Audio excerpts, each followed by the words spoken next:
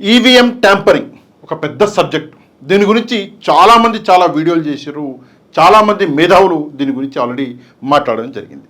EVM అన్నది tamper చేయొచ్చు అని చెప్పేసి ఒక వాదన, చేయలేము అని చెప్పేసి ఇంకో వాదన మనకు వినబడుతూనే ఉంది. కాకపోతే ఈరోజు ఈ వీడియోలో మనం కొన్ని ముఖ్యమైన అంశాల గురించి మాట్లాడబోతున్నాము. అందుకే వీడియోని వైరల్ చేసే బాధ్యత మీ చేతుల్లోనే పెడుతున్నా. ఈ వీడియో కింద ఉన్నటువంటి లైక్ బటన్ని ప్రెస్ చేసి ఈ వీడియో యొక్క లింక్ని మీకు తెలిసిన వాళ్ళందరికీ వాట్సాప్ ద్వారా పంపించండి. ఇందువల్ల ఏం జరుగుతుందంటే వీడియో అనేది వైరల్ అవుతుంది, ప్రజలందరికీ నిజాలు తెలుస్తాయి. ఇక్కడ ఈవీఎం ట్యాంపరింగ్ మీద సుప్రీంకోర్టు కూడా ఈరోజు చేతులు ఎత్తేసే పరిస్థితి మనం చూసినాము. అంటే సుప్రీంకోర్టు క్లియర్గా చెప్పడం జరిగింది ఏంటి అంటే ఈవీఎం అంటే బ్యాలెట్ పేపర్లు మళ్ళీ తీసుకురావాలి అన్న విషయంలో మేమేం చేయలేము, మేము దాన్ని సమర్థించమని చెప్పేసి సుప్రీంకోర్టు చెప్పడం జరిగింది. అంటే ఈ ఈవీఎంలని రద్దు చేసే ఒక ప్రయత్నం అనేది ఈరోజు నీరుగారిపోయింది. సరే, సుప్రీంకోర్టు అన్నది మనం అందరం తప్పకుండా గౌరవిస్తున్నాము, అందులో ఎట్లాంటి సందేహం లేదు. కానీ ఈ ఈవీఎం ట్యాంపరింగ్ గురించి ప్రజలందరికీ అర్థం కావాలి, అవగాహన అనేది చాలా అవసరము. అందుకే ఈ వీడియోని కొంచెం జాగ్రత్తగా చూడండి.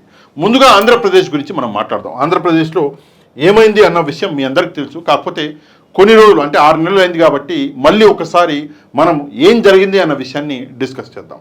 చాలా షార్ట్గా చెప్తా కానీ అర్థమయ్యేటట్టు చెప్తా, అందుకే కొంచెం జాగ్రత్తగా వినండి. ఇక్కడ చూసుకుంటే ఆంధ్రప్రదేశ్లో ఈరోజు సాక్షిలో డీటెయిల్గా ఇచ్చిండు, చాలా సమరైజ్ చేసి ఇచ్చిండు. అందుకే సాక్షి ద్వారా నేను చెప్తున్నా. దీని మీద మనం కూడా చాలా వీడియోస్ చేసినాము. ఇక్కడికి వద్దాం, ఫస్ట్ ఇది కంప్లీట్ చేద్దాం. ఆంధ్రప్రదేశ్ మే 13న 4వ దశలో ఎన్నికలు నిర్వహించగా అదే రోజున రాత్రి 8 గంటలకి 68.12% పోలింగ్ జరిగినట్టు ఎన్నికల సంఘం వెల్లడించింది. ఇక్కడ కొంచెం పెద్దగా చేస్తా, ఎంత జోక్ అంటే ఇక్కడ చూడండి, ఒకసారి మనము అర్థం చేసుకోవాలి ఈ విషయాన్ని, ఎంత పెద్ద జోకో మీకే ఒక క్లారిటీ అనేది వస్తుంది. చూసుకుంటే ఎంత 68.12% అని చెప్పేసి ఎలక్షన్ కమిషన్ క్లియర్గా చెప్పడం జరిగింది. ఆ రోజు అంటే ఎలక్షన్ జరిగిన రోజు. ఆ తర్వాత రాత్రి 11:45 కాదు 76.50% పోలింగ్ అయింది అని చెప్పారు. అదే రోజు రాత్రి 11:45 పోలింగ్ ప్రక్రియ పూర్తయ్యాక 4 రోజులకు అంటే మే 17న తుది పోలింగ్ శాతాన్ని మళ్ళీ పెంచి 80.66% అని చెప్పేసి చెప్పారు. అంటే 3 సార్లు కూడా ఈ పర్సంటేజ్లు చెప్పింది ఎలక్షన్ కమిషనే. ఒకసారి మనం గుర్తు చేసుకోవాలి. అంటే ఏపీ పోలింగ్ శాతంలో 12.54% తేడా అన్నది వచ్చింది. వీళ్ళు మొదట చెప్పిన 68.12%కి తర్వాత అంటే చివరిగా చెప్పిన 80.66%కి తేడా మనం టోటల్గా చూసుకుంటే 12.54% తేడా అనేది మనం ఇక్కడ చూడొచ్చు. తొలుత ప్రకటించిన పోలింగ్ శాతానికి తుది పోలింగ్ శాతానికి మధ్యలో 12.54% పెరుగుదల ఉన్నట్టు స్పష్టమవుతుంది. ఎన్నికల సంఘం తొలుత ప్రకటించిన పోలింగ్ శాతానికి ఆ తర్వాత వెల్లడించిన పోలింగ్ శాతానికి భారీ తేడా ఉన్న రాష్ట్రాలలో, ఇది చాలా ఇంపార్టెంట్ విషయం, ఆంధ్రప్రదేశ్ మొదటి స్థానంలో ఉన్నది 12.54%. దాని తర్వాత ఒడిస్సా ఉన్నది 12.48%. రెండో స్థానంలో నిలిచింది ఒడిస్సా. పోలింగ్ శాతం పెరుగుదలకి ప్రధాన కారణం ఈవీఎంలను హ్యాకింగ్ చేయడం లేదా ఈవీఎంలను మార్చడం లేదా ఈవీఎంలు సక్రమంగా పనిచేయకపోవడం వంటి ఏదో ఒకటి అయి ఉండవచ్చు అని చెప్పేసి ఏడీఆర్ అని చెప్పేసి ఒక సంస్థ ఆల్రెడీ చెప్పడం జరిగింది. అసోసియేషన్ ఫర్ డెమోక్రటిక్ రిఫార్మ్స్ ఉంది. దీని మీద మనం కూడా మాట్లాడడం జరిగింది. మనం కూడా కాదు, మనమే అంటే ద మీడియా రిపోర్టే తొలుత అందరికంటే ముందుగా మాట్లాడింది దీని మీద, ఈవీఎంల ట్యాంపరింగ్ మీద.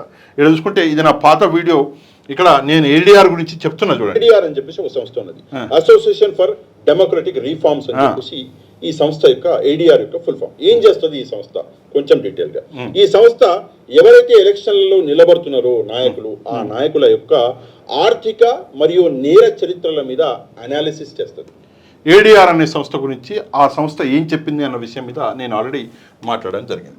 ఇక్కడ ఏంటంటే association for democratic and reforms ఇదొకటి. ఇంకోటి విఎఫ్డి, ఓట్ ఫర్ డెమోక్రసీ సంస్థలు ప్రతినిధులు అనుమానం వ్యక్తం చేశారు ఆల్రెడీ ఈవీఎంల మీద. ఒకటి, ఈవీఎం ట్యాంపరింగ్ జరిగింది, లేదా ఈవీఎంలు మార్చారు, లేదంటే ఈవీఎంలు పనిచేయలేదు. ఈ మూడు విషయాల మీద వీళ్ళు అనుమానాలు వ్యక్తం చేశారు. నెక్స్ట్ చూసుకుంటే ఇదే ఫలితాలను తారుమారు చేసిందని ఆరోపించారు. ఎవరు అంటే ఈ రెండు సంస్థలు ఆరోపించాయి. పోలింగ్ శాతంలో భారీగా తేడా ఉండటం వల్ల పోలైన ఓట్లలో 49 లక్షల ఓట్లు పెరిగాయి. ఎంత దారుణం అంటే 49 లక్షల ఓట్లు. ఉదాహరణకి ఇక్కడ చూడండి ఎంత ఘోరమో. రాష్ట్రంలో 25 లోక్సభ నియోజకవర్గాలు ఉన్నాయి. పోలింగ్ శాతంలో పెరుగుదల వల్ల ఒక్కొక్క లోక్సభ స్థానంలో సగటుగా 1.96 లక్షల ఓట్లు అదనంగా పోలయ్యాయి. అంటే ఇక్కడ మనం చూసుకుంటే దాదాపు 2 లక్షల ఓట్లు ఒక్కొక్క లోక్సభ స్థానంలో పెరిగినాయి. అంటే గెలుపు ఒకవైపు వచ్చేసింది. ఒకవేళ నిజంగానే ఈవీఎం ట్యాంపరింగ్ జరిగింది అని చెప్పేసి ప్రూఫ్తో సహా బయటికి వస్తే ఈవీఎంల ద్వారానే ఈరోజు కూటమి ప్రభుత్వం గెలిచినట్లు అవుతుంది. ఎందుకంటే ఒక్కొక్క స్థానంలో దాదాపుగా 2 లక్షల ఓట్లు అన్నవి పోలైనవి అదనంగా. ఇక్కడ మనం చూసుకుంటే ఇది లోక్సభ ఎన్నికల ఫలితాలపై తీవ్ర ప్రభావం చూపింది. విఎఫ్డి ఓట్ ఫర్ డెమోక్రసీ సంస్థ వెల్లడించింది. ఎన్నికల సంఘం పోలింగ్ శాతం తొలుత వెల్లడించిన దానికి ఆ తర్వాత ప్రకటించిన దానికి తేడా ఉండకపోయి ఉంటే, ఒకవేళ నిజాయితీగా ఎలక్షన్లు జరిగి ఉంటే, లోక్సభ స్థానాలు నిజాయితీగా జరిగి ఉంటే, ఇక్కడ మనం చూసుకుంటే ఎన్డీఏకు అంటే చంద్రబాబు నాయుడు గారి టీడీపీ, మన పవన్ కళ్యాణ్ గారి జనసేన, బీజేపీ ఈ 3 పార్టీలకి 14 సీట్లు వచ్చేవి. 25 సీట్లలో వైఎస్ఆర్సీపీకి 11 లోక్సభ స్థానాలు వైఎస్ఆర్సీపీ దక్కించుకునేది. కానీ పోలింగ్లో ఈ ఈవీఎం ట్యాంపరింగ్ వల్ల ఏం జరిగింది అంటే మనందరికీ తెలుసు, మొత్తంగా ఒకవైపు ఓటింగ్ అన్నది జరిగింది. ఏదైతే 49 లక్షల ఓట్లు పెరిగినాయో అవన్నీ డైరెక్ట్గా కూటమి ప్రభుత్వానికి అంటే కూటమికి యాడ్ అయినాయి. అందువల్లనే కూటమి గెలిచింది అని చెప్పేసి ఇక్కడ ఒక విషయం. ఇది ఆంధ్రప్రదేశ్ గురించి ఒకసారి మనం గుర్తు చేసుకున్నాం. ఈ నిజాలన్నీ ఆల్రెడీ మనకు తెలుసు, కానీ మర్చిపోయినాం. 6 నెలలు అయింది, అందుకే ఒకసారి గుర్తు చేసుకున్నాం. సరే, ఈరోజు ఏంటి కథ అంటే మొన్న మహారాష్ట్రలో ఎలక్షన్లు జరిగినాయి. మహారాష్ట్ర అంటే మనందరికీ తెలుసు ఫైనాన్షియల్ క్యాపిటల్ ఆఫ్ ఇండియా అంటారు. అంటే మహారాష్ట్ర మీద పట్టున్న పార్టీ దేశాన్ని పాలిస్తుంది అంటారు. ఎందుకంటే అక్కడ డబ్బు చాలా ఉంది, ఫైనాన్షియల్ క్యాపిటల్ కాబట్టి. అట్లాంటి మహారాష్ట్రని అక్కడ మన ఏమంటారు కూటమనే పిలవాలి దాన్ని కూడా, ఎందుకంటే అక్కడ బీజేపీ ఉంది కాబట్టి. బీజేపీ గెలిచింది. ఎంత దారుణము అంటే అక్కడ కూడా ఈవీఎం ట్యాంపరింగ్ జరిగింది అని చెప్పేసి కొన్ని అనుమానాలు వ్యక్తమవుతున్నాయి. అనుమానాలు కాదు, దానికి కొన్ని సాక్ష్యాలు కూడా ఉన్నాయి. ఇక్కడ మనం ఒక చిన్న ఉదాహరణగా మీకు అర్థమయ్యేటట్టు చెప్తా, కొంచెం జాగ్రత్తగా ఇక్కడ మీరు వినాలి. ఇక్కడ చూసుకుంటే ఈయన వచ్చేసి కరణ్ థాపర్ అంటే చాలా సీనియర్ జర్నలిస్ట్. ఈయనని డెవిల్స్ అడ్వకేట్ అని కూడా అనేవారు ఒక జమానాలో. ఎందుకంటే నరేంద్ర మోదీ గారు ఒక ఇంటర్వ్యూలో నీళ్లు తాగుతాడు. ఆ నీళ్లు దాపించింది ఈ కరణ్ థాపరే, నరేంద్ర మోదీ గారిని. అప్పుడు ఆయన సీఎంగా ఉండే. ఆ కరణ్ థాపర్ ఏం చేసి అంటే పరకాల ప్రభాకర్ గారి ఇంటర్వ్యూ అన్నది తీసుకున్నాడు ఆన్లైన్లో. వీళ్ళిద్దరి సంభాషణలు కొన్ని ఇంపార్టెంట్ విషయాలు బయటకు వచ్చినాయి. ఆల్రెడీ ఈ వీడియో వచ్చి 2 రోజులు అయింది. ఇక్కడ ఇంకో వీడియో ఉంది. ఈ వీడియోలో మనం చూసుకుంటే Qureshi garu, former CEC chief election officer ఎవరైతే ఖురేషి ఉన్నాడో ఆయనని ఇక్కడ రాజీవ్ సర్దేశాయి ఇంటర్వ్యూ తీసుకుంటున్నాడు. ఇది కూడా ఒక వీడియో ఉన్నది. ఈ 2 వీడియోలలో కూడా కొన్ని ఇంపార్టెంట్ పాయింట్స్ బయటకు వచ్చినాయి.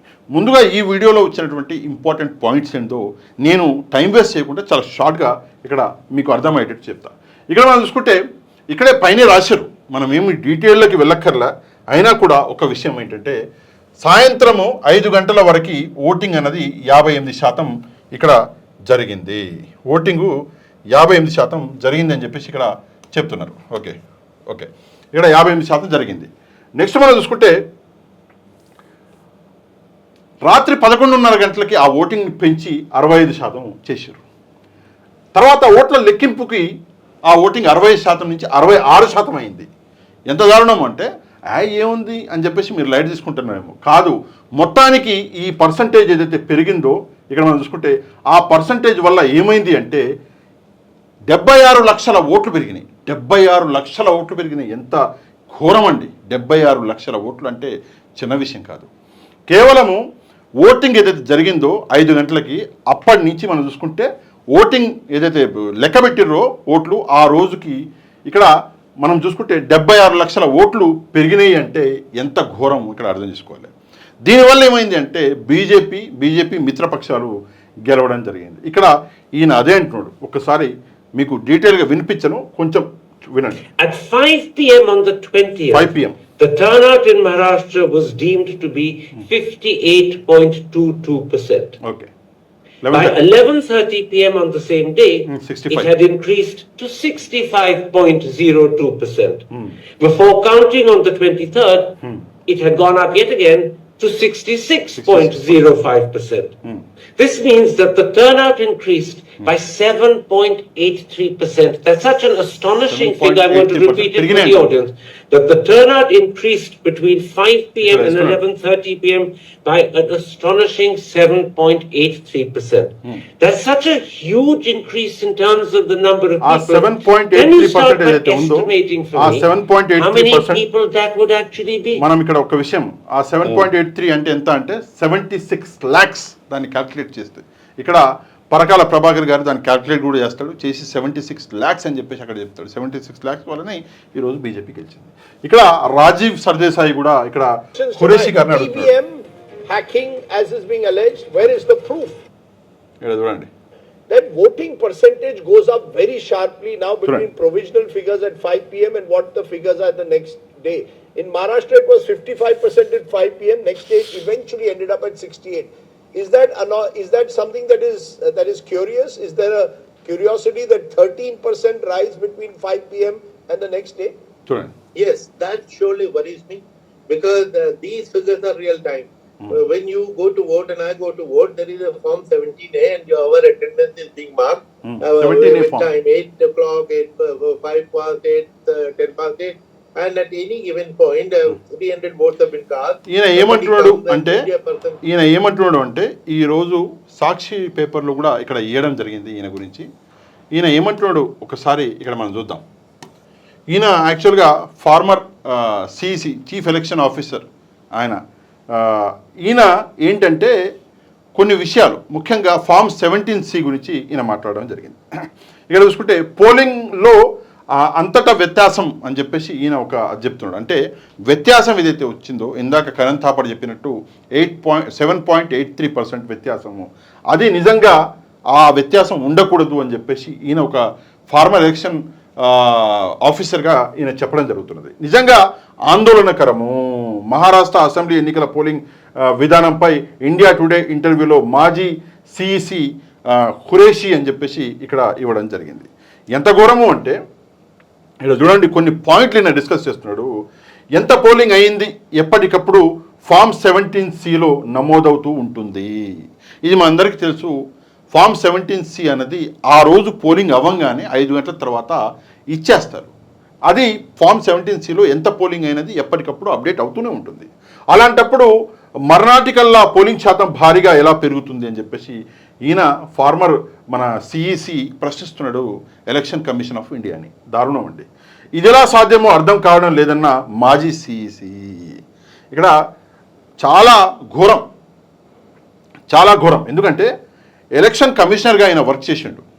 మనం చూసుకుంటే చీఫ్ ఎలక్షన్ కమిషనర్గా ఆయన వర్క్ చేసిండు. ఈయనకి అసలు ఏంటి అన్నది ఇన్ అండ్ అవుట్ చాలా బాగా తెలుసు. ఆయన ప్రశ్నిస్తున్నాడు. ఏమని ప్రశ్నిస్తున్నాడు అంటే ఇది ఎలా సాధ్యమైంది? ఫామ్ 17లో ఒకసారి 17Cలో వచ్చేసిన తర్వాత మళ్ళీ 5 గంటల తర్వాత పోలింగ్ ఎట్లా పెరుగుతుందని చెప్పేసి ఈయన ఇక్కడ అడగడం జరిగింది. దీనిపై ఈసీ ఖచ్చితంగా వివరణ ఇవ్వాల్సిందేనన్న ఖురేషి. ఖచ్చితంగా వివరణ ఇవ్వాలి. ఈవీఎంల పనితీరుపై ఇప్పటికే దేశవ్యాప్తంగా అనుమానాలు ఉన్నాయి. ఎన్నికల ప్రక్రియ మరింత పారదర్శకంగా మారాల్సిన అవసరం ఉంది, లేదంటే మొత్తం వ్యవస్థ మీదే ప్రజలకి నమ్మకం పోతుందని ఆందోళన వ్యక్తం చేశాడు మన ఖురేషి గారు. నిజంగా ఇది నిజమే. ఒకసారి మనం ఆలోచిస్తే, ఒక్కసారి ప్రజలకి ఎలక్షన్ కమిషన్ మీద లేదా ఎలక్షన్ జరుగుతున్నటువంటి ఈ ఈవీఎం తీరు మీద అనుమానం అన్నది వ్యక్తమైతే ప్రజలు ఓట్లు కూడా వేయని పరిస్థితి భారతదేశంలో మనం చూస్తాం. రాబోయే రోజుల్లో ఇది నిజంగా చాలా పెద్ద ఒక అంశం. ఆల్రెడీ ఈ రోజే చాలా పెద్ద అంశంగా ఆల్రెడీ మారింది. మనం చూసినాము శివసేన ఏదైతే మన మహారాష్ట్రలో మెయిన్ శివసేన ఏదైతే ఉందో పాతది, అందులో ఒక ఎంపీ సంజయ్ గారు అనుకుంటా, సంజయ్ రావత్ ఏదో ఉంది పేరు ఆయనది, ఆయన ప్రశ్నించడం జరిగింది ఆల్రెడీ. ఎందుకంటే ఇంత ఘోరంగా ఈవీఎం ట్యాంపరింగ్ జరుగుతున్నది, ప్రజాస్వామ్యాన్ని ఖూనీ చేసే ఒక ప్రక్రియ అనేది జరుగుతున్నా కూడా ఇప్పుడు పట్టించుకునే నాదుడే లేడు. సుప్రీంకోర్టు కూడా ఈరోజు చేతులు ఎత్తేసింది అని చెప్పేసి ఆయన చెప్పడం జరిగింది. నిజంగా ఇది దారుణం. దీని మీద ఒక కమిటీ అన్నది సుప్రీంకోర్టు వేసి ఉంటే బాగుండేది. కానీ సుప్రీంకోర్టు కూడా ఆలోచన చేసింది ఏంటి అంటే ఏ రాష్ట్రంలో అయితే మీరు గెలుస్తున్నారో, అంటే అపోజిషన్ పార్టీని అడిగింది, ఏ రాష్ట్రంలో మీరు గెలుస్తున్నారో, గెలిచినప్పుడు మాత్రం ఈవీఎం ట్యాంపరింగ్ జరిగింది అని చెప్పేసి అనడం లేదు, కానీ ఓడిపోయినప్పుడే అంటున్నారని చెప్పేసి సుప్రీంకోర్టు అలా ఆలోచిస్తున్నది. మరి అందులో నిజానిజాలు మనకు తెలియదు, కానీ ఇక్కడ మనకు దొరుకుతున్నటువంటి ఏదైతే ఆధారాలు ఉన్నాయో ఈ ఆధారాల్లో ఒక విషయం మాత్రం క్లారిటీగా అర్థమవుతుంది, ఏంటంటే ఈవీఎం ట్యాంపరింగ్ అనేది జరిగింది. ముఖ్యంగా ఆంధ్రప్రదేశ్లో దేశం ఎప్పుడూ చూడనటువంటి ఈవీఎం ట్యాంపరింగ్ అనేది ఇక్కడ మనం చూసినాం. ఇందాకే చెప్పిన మొదటి స్థానంలో ఈవీఎం ట్యాంపరింగ్ 12.54% తేడా వ్యత్యాసం అన్నది ఓట్లలో మనము ఆంధ్రప్రదేశ్లోనే చూసినాము. రెండో స్థానంలో 12.48% తేడా అన్నది మనం ఒరిస్సాలో చూసినాము. రెండు రాష్ట్రాల్లో కూడా ఇక్కడ వైసీపీ ఓడిపోయింది, అక్కడ బిజు జనతా అనుకుంటా అది పార్టీ ఓడిపోయింది. రెండు రాష్ట్రాల్లో కూడా బీజేపీకి అపోజిషన్గా ఉన్నటువంటి పార్టీలు ఓడిపోయినాయి. అంటే ఈ వ్యత్యాసం వలనే ఈ పార్టీలు ఓడిపోయినాయని చెప్పేసి ఇక్కడ ఖచ్చితంగా మనకు ఆధారాలు కూడా దొరుకుతున్నాయి. కాబట్టి దీని మీద ఇంకోసారి సుప్రీంకోర్టు కాగ్నిజెన్స్ తీసుకొని పాత ఏదైతే విధానం ఉండేనో బ్యాలెట్ పేపర్ దాన్నే తీసుకురావాలని చెప్పేసి చాలామంది ప్రస్తుతం భారతదేశంలో అడుగుతున్నారు. ఈ విషయం మీద మీరేమనుకుంటున్నారో తప్పకుండా మీరు కింద కమెంట్ చేయండి. ఎందుకంటే మీ కమెంట్స్ వల్ల ఏం మారుతుంది అని చెప్పేసి ఆలోచించండి. కమెంట్స్ వల్ల చాలా విషయాలు మారుతాయి. జస్ట్ మీరు మీ ఆలోచన ఏంటి, మీ ఆలోచన విధానం ఏంటి అన్నది నేను చదివినా కూడా నేను కూడా తప్పకుండా మీ కంటెంట్ కరెక్ట్ ఉంటే అందులోకి వెళ్ళి పాయింట్స్ని క్యాచ్ చేస్తాను. కాబట్టి తప్పకుండా కమెంట్ చేయండి. అదే కాకుండా ఎవరైతే మన ఛానల్ సబ్స్క్రైబ్ చేసుకోలేదు ఛానల్ని సబ్స్క్రైబ్ చేసుకోండి. ఈ వీడియోని కూడా లైక్ చేసి మీకు తెలిసిన వాళ్ళందరికీ వాట్సాప్ ద్వారా వీడియో యొక్క లింక్ని పంపించండి. నెక్స్ట్ వీడియోలో మళ్ళీ కలుద్దాం. అంతవరకు థ్యాంక్ యూ వెరీ మచ్. జై హింద్.